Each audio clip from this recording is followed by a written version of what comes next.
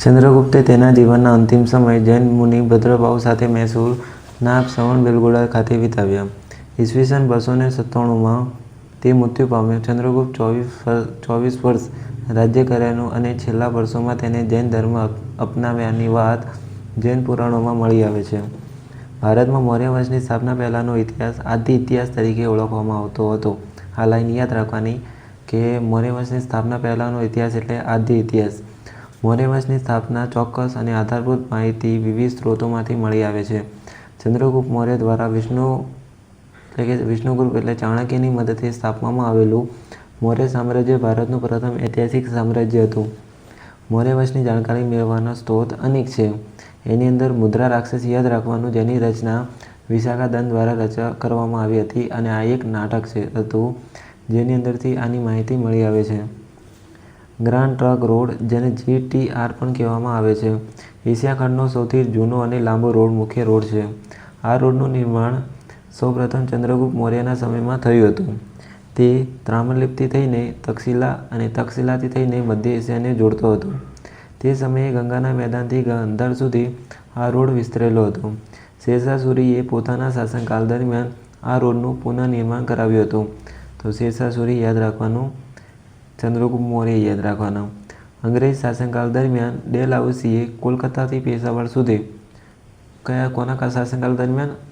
ડેલહાઉસીના શાસનકાળ દરમિયાન કોલકાતાથી પેશાવર સુધી આ રોડનું પુનઃનિર્માણ કરાવ્યું હતું. વર્તમાન સમયમાં આ રોડ દિલ્હીથી કોલકાતા સુધીના રાષ્ટ્રીય ધોરીમાર્ગ તરીકે ઓળખાય છે. દિલ્હીથી લઈને કોલકાતા સુધી. એના પછી ચંદ્રગુપ્ત મૌર્ય પછી રાજગાદી પર આવે તેનો પુત્ર બિંદુસાર.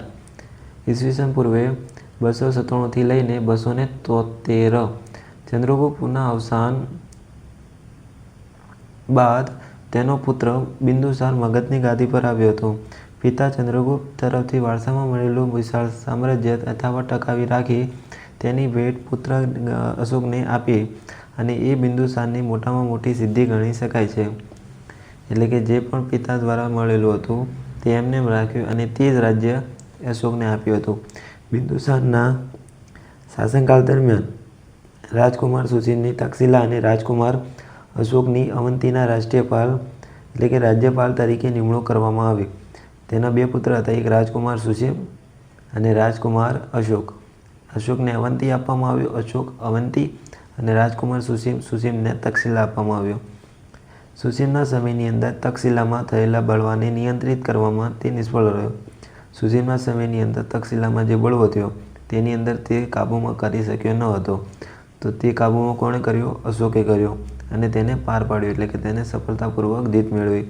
બિંદુસારે તેના શાસનકાળ દરમિયાન કોઈ નવો પ્રદેશ જીત્યો ન હતો. બિંદુસારે જ્યાં સુધી શાસન કર્યું ત્યાં સુધી કોઈ નવો પ્રદેશ ન જીત્યો, પરંતુ ગ્રીક રાજ્યો સાથેના પોતાનો મૈત્રી સંબંધો જાળવી રાખ્યા. તેને મગધની ગાદી પર લગભગ 25 વર્ષ રાજ્ય કર્યું.